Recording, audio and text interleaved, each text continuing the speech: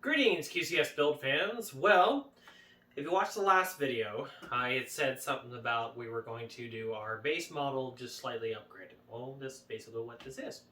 So, this is a special order from the media department at the local high school. They need some video production boxes using Adobe Premiere. So, we've got basically what this is a very basic video editing machine. Works really well if you're doing 1080p, which is what they're doing. If you were going to run 4K or any kind of crazy animation or anything like that, you would probably need something quite a bit bigger than this. But this is a really good starting point, especially for high school where they're basically just doing small, like 5 to 15 minute videos in 1080p, and it works perfectly fine on Premiere. So let's go through the parts. So the core of this machine is going to be our Ryzen 5 1600 AF. Woohoo! The mystical unicorn processor that it is. So the 1600 AF, the reason the 1600 AF is different than the 1600 is the 1600 AF is basically a Ryzen 5 2600. So, because it's a difference in process manufacturing, not so much in core design. So, so these will perform as well as the 2600 machines that we already built for the school last year with the same specs. So only thing we're changing on this particular system is it's a 1600 AF, but in all reality it's a 2600, and it's exactly the same as what they had before. So 1600 AF, we've got our Helix 1 terabyte Mushkin NVMe drive. This drive is, I'm trying to remember off the top of my head. If I remember right, it's about 2200 megabytes per second read and about 1800 megabytes per second write. Which this is probably the best all-around budget NVMe in a terabyte that you can find right now. These work really well. We've got, like I said, 4 others of these, and we're doing 4 of these now, so we'll have almost 10 of these in production. In a separate system unrelated to these for the school, I've had one of these actually fail. So, and I don't know if it was just a fluke or exactly what was going on with that one, but yeah. So that customer was able to get theirs replaced. So we got our NVMe drive. We're running 16 gigs of DDR 3200 G.Skill memory. And we're just using the Aegis RAM. We're not using anything super expensive. Basically the reason for that is because this is a budget build. This is one of those things where customer says, okay, this is what I need, but this is my budget and I need 4 machines. So it's like, okay, we've got to cut a couple of corners, but we don't want to cut corners on the important stuff. We don't want to cut corners on processor. We don't want to cut corners on RAM. We need RAM capacity and speed, but we don't necessarily need RGB and a bunch of other hoo-ha.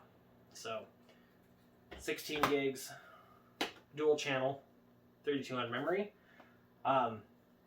This is the tough part. So there are several cards that will run Premiere very well. There are very few cards that will run Premiere with a decent amount of VRAM and that aren't $200 to $300. So we were able to find, just like we did last time, some refurbished Nvidia Quadro K2000 graphics cards. These are GTX based Quadro cards that run 2 gigs of GDDR 5, I believe.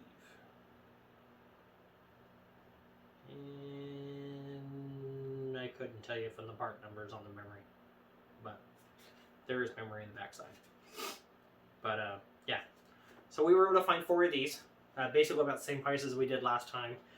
These work really well. Like I said, for doing 1080p, these work great. If you were doing 4K and anything probably bigger than about 10 minutes, you would probably need 4 gigs, if not 8, to be able to do any kind of transcoding or anything on these. So, but for what they're doing, these work perfectly fine.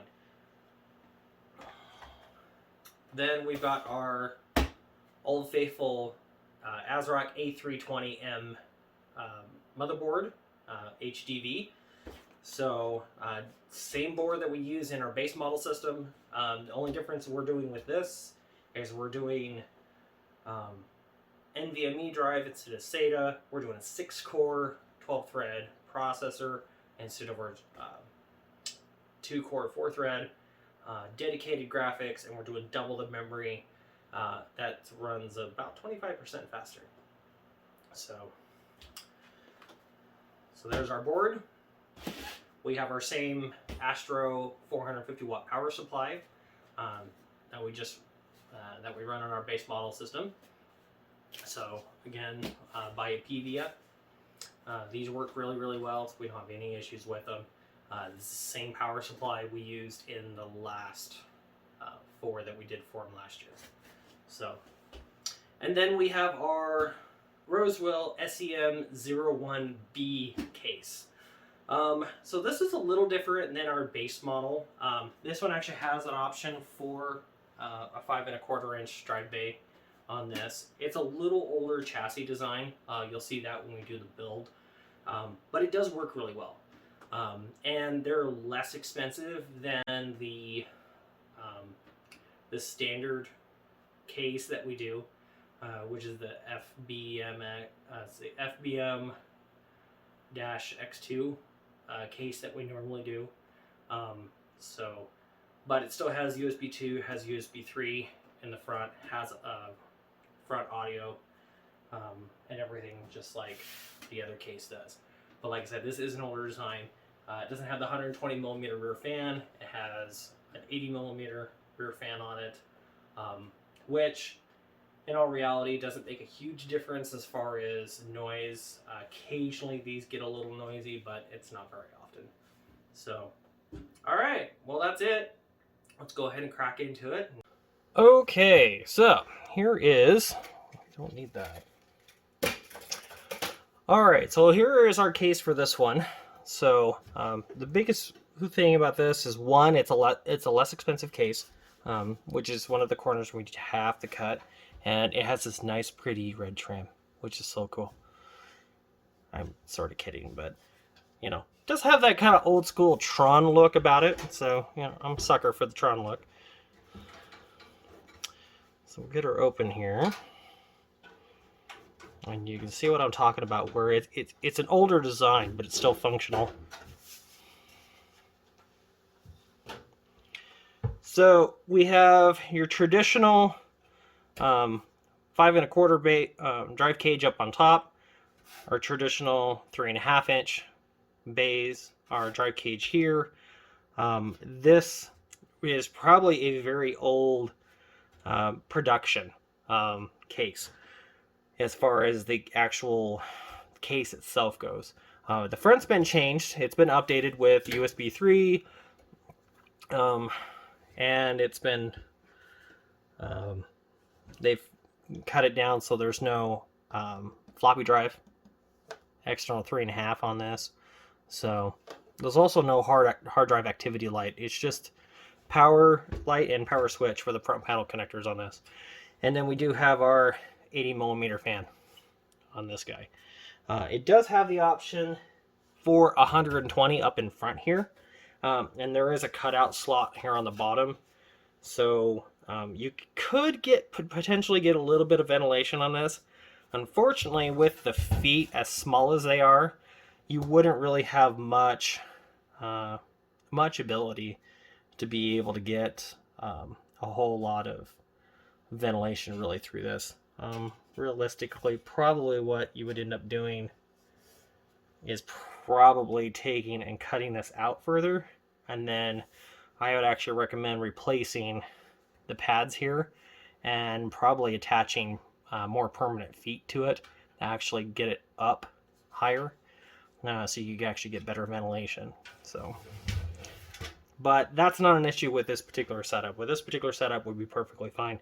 The other option with this case is, because it's an older design, we can put an 80mm side fan in, which would help with ventilation if you were having an issue. So, all right, let's break this down here.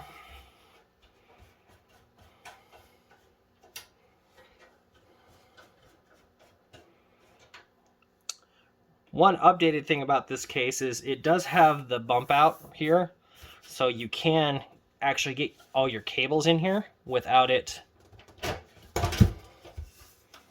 bulging out too much. So see how they got their front panel cables routed through here, which is, we'll kind of do the same thing, except they'll come in down here.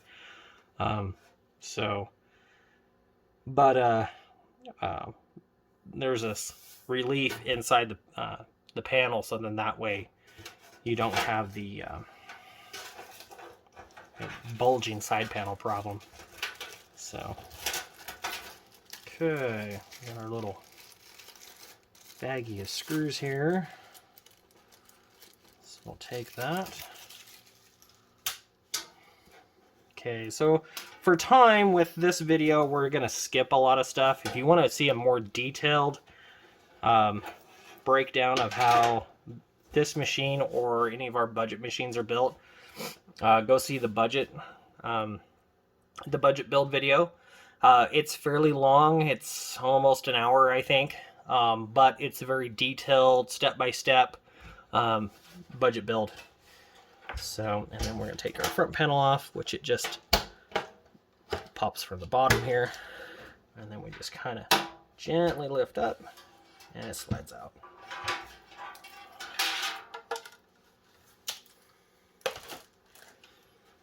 Okay, but you can see here we've actually got 3.5 inch, 2 5.25, although the top 5.25 in this particular case is taken up by the front panel header on this. So you can see this is where our top 5.25 would be, but because this, instead of coming out at 90 degrees, is down flat, it takes up this whole top 5.25 bay with the power button. So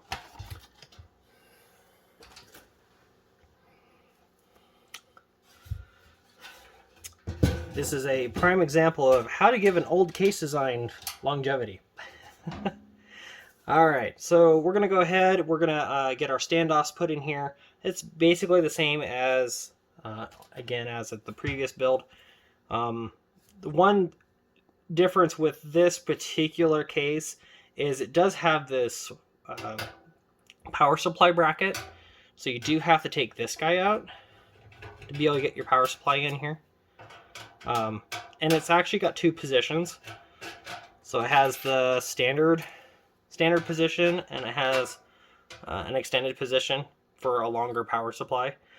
You will not get a super long like Nvidia T2 power supply in this particular case. Also, I don't know why you would put a 1600 watt power supply in this case. It'd be slightly insane. But yeah, you won't get one in here because one, it's going to be way too long. I don't think the cables would actually clear the drive cage, and also two, it's going to cover up your access for your power cables to go through right here, and then you would actually end up having to cut out part of the drive cage over on this side. So again, yeah. So all right, so we're going to take a bracket, we're going to set it over here. All right, so we're going to get this prepped and we'll come right back. Okay, so you can see we've gone ahead and gotten our standoffs, and we've gone ahead and gotten our backplane put in. So we're going to go ahead and put our motherboard in here. Voila. Okay, and we're going to go ahead and get this screwed down. So we'll skip this part for time, and we'll be right back.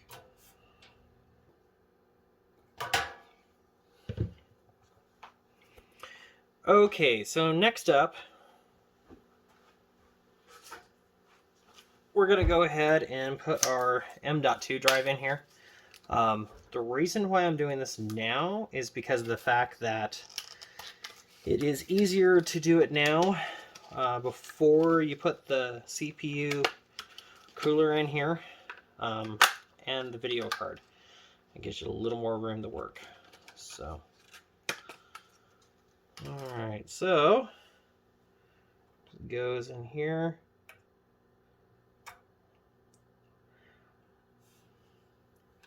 And I always push it down for alignment. Okay.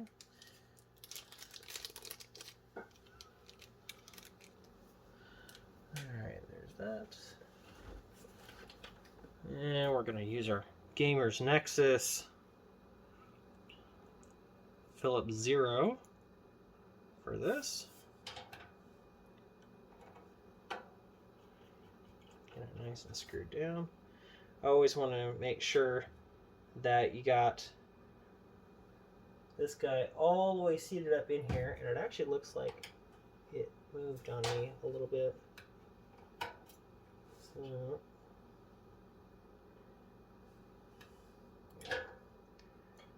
okay. The only tricky thing about M.2 is it just because of the way they get mounted, and because the pins are so small in here that if you have it misaligned in the slot, maybe by like a millimeter, it's enough to where it won't detect when you put it in. So, all right, next we're going to do our chip.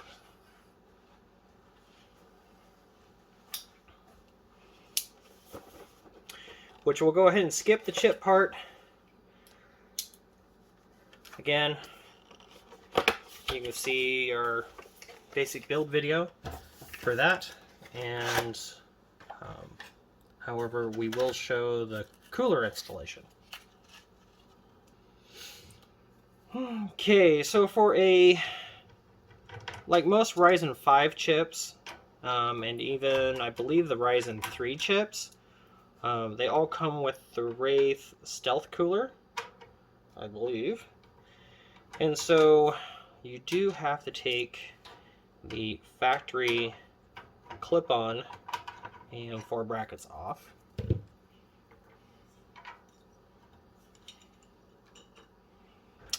And we'll go ahead and install the cooler here. Now that I've done a handful of these now, easiest way to do this is to make our cooler here. I'm going to set her upside down. We're going to grab our bracket here, and we're going to line it up with our left hand, and we're going to hold it. Now, one nice thing about this cooler is the screws are long enough that we can actually just line it up.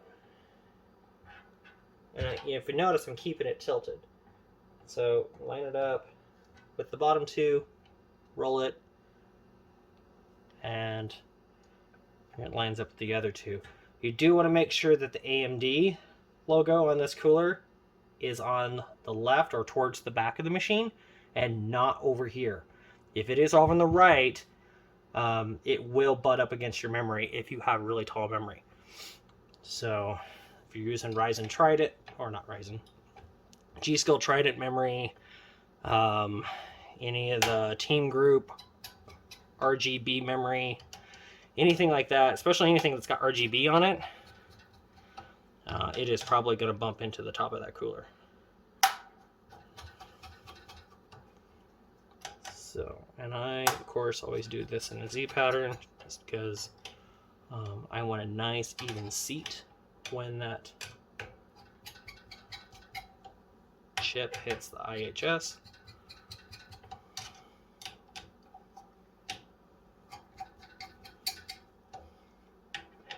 The one nice thing about this cooler is it's a very solid mount. I mean, it's not going to go anywhere. It's not going to wiggle. It's not going to slide. It's not going to do anything like that like the 3000G clip-on does. It's that particular mounting bracket is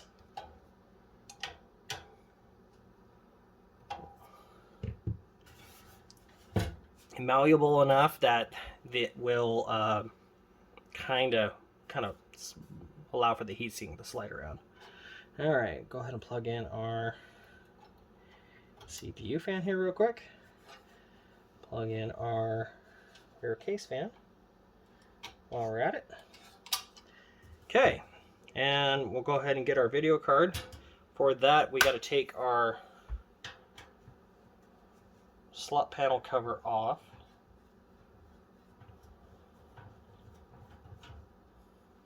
Now this particular rear slot panel cover kind of sucks because it actually does not allow you, because it has the cutouts for the holes, which for the screws. I'll show you here in a second. However, it does not line up. So you can see right here, it actually does have the cutouts for the screws. However, for the screw heads, unfortunately, the problem is that these need to be more towards the front edge right here, by about 3-4 millimeters.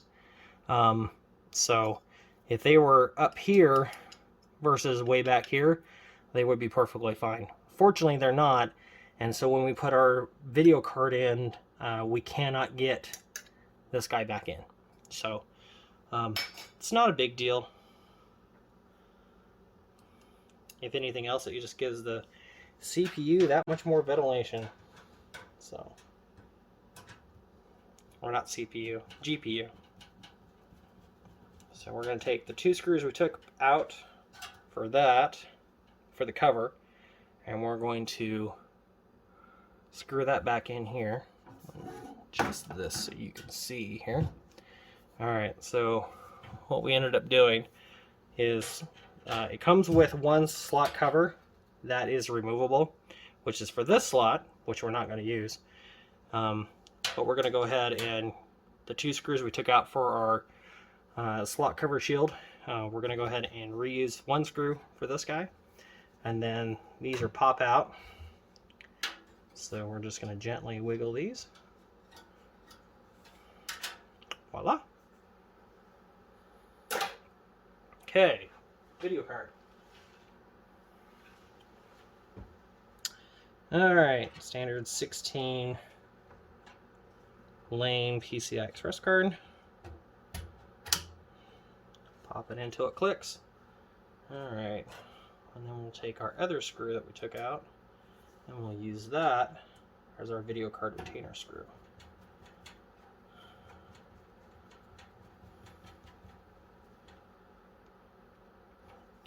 Okay, there's our Quadro 2000. Alright, so we'll go ahead and put the memory in here.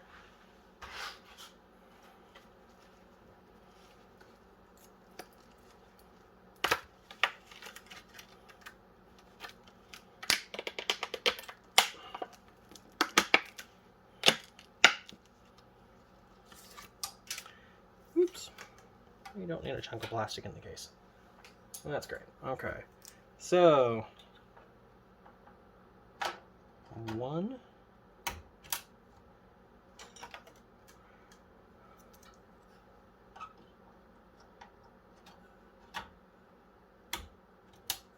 and 2. There we go. Now these four newer machines are going to run DDR4 3200. The previous machines actually run DDR4 3000.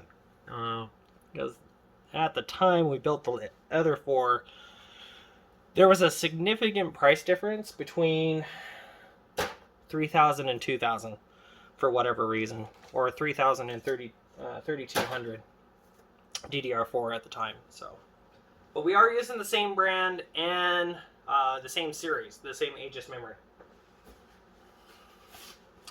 Alright, so we're going to go ahead and power supply in here. It goes in basically the same as the base build, except it's, of course, in reverse, because it's up on top here. The only real difference you'll notice on this one is going to be that retainer bracket.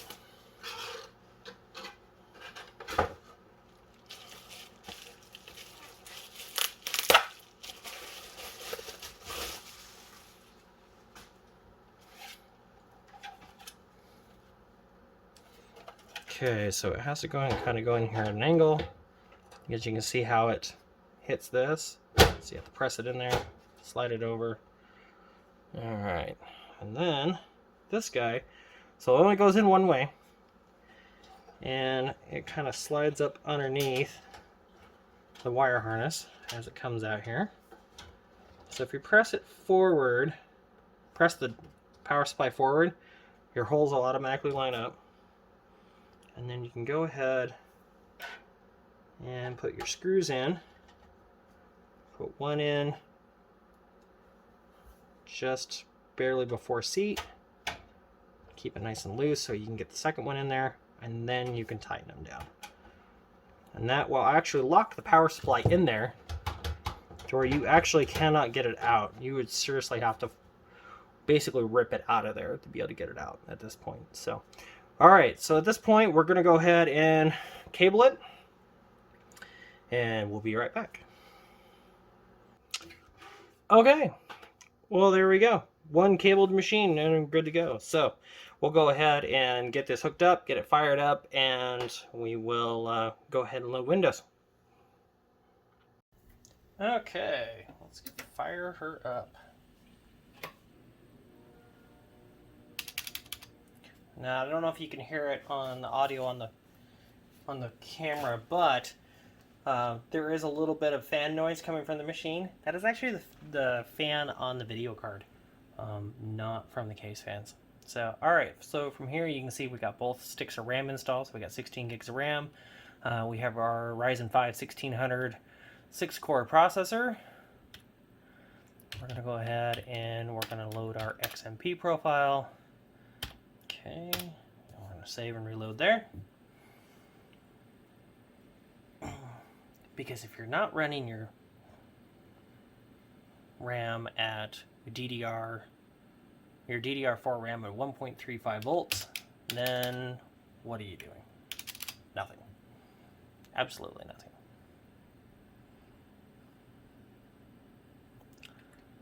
Alright, cool. Alright, so you can see where it's already applied. We can go into here and we can look up and see that we've got down at the bottom of the screen, you'll see we got Samsung memory on this particular set, just like we did on all the others. And we can see all of our timing configurations and see they're all applied like they should be. This actually timed pretty well. I'm kind of surprised. This is actually not... I mean, our TRFC is at 560, but I mean, other than that, and our TRC is at 75, that could probably come down to right around 55-ish. And this could probably we could probably get our TRFC down to probably 480, maybe 420, pretty easily. But yeah, I mean, this isn't too bad. So, of course, this memory doesn't have heat spreaders on it, so if you try to run too much voltage through it, it's going to get hot on you. So, and we don't have a ton of cooling inside this case. So, alright, so we're going to go over here, and we can see that down here, there is our Mushkin 1 terabyte drive. So, alright, well, we're good to go there. Alright, so we're going to go ahead and load Windows. Probably seen this in the previous video, so we're going to go ahead and high speed through it for time. And the main reason why I'm showing the entire process is the video card driver install for this. It's a little different. It's not like you can just go to Nvidia and load up GeForce Experience and have it just go ahead and pre-install the auto detect the current driver. So for Quadro, it's a little bit different than that. So we'll go ahead and show that to you here in a little while. And we are going to be loading Windows 10 Pro on these, just because of the fact that these are going to get set up on the school's domain for security reasons. So.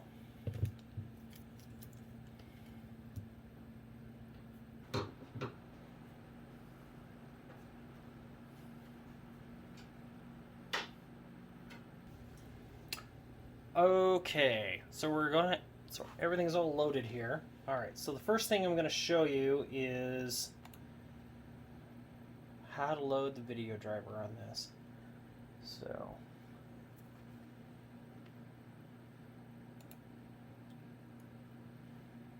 I think the batteries are getting low on my mouse here, so no, we're not going to do that right now. All right, so we're going to go to Nvidia.com.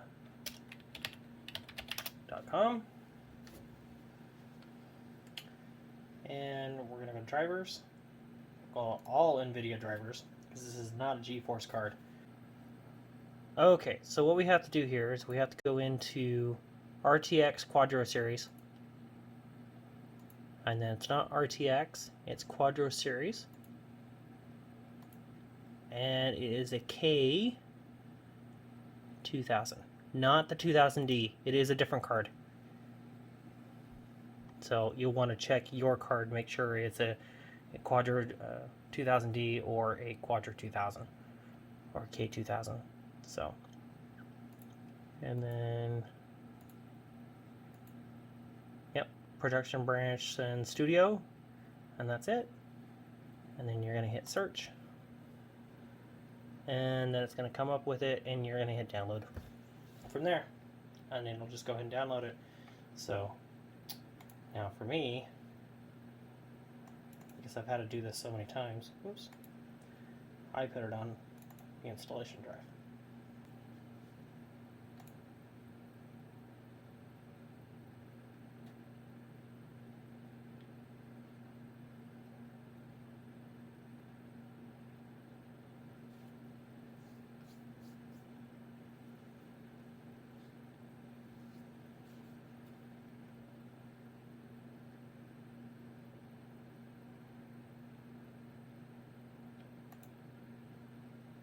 And just to express, unless you have some custom location that you like to have your drivers installed to, Express will work perfectly fine.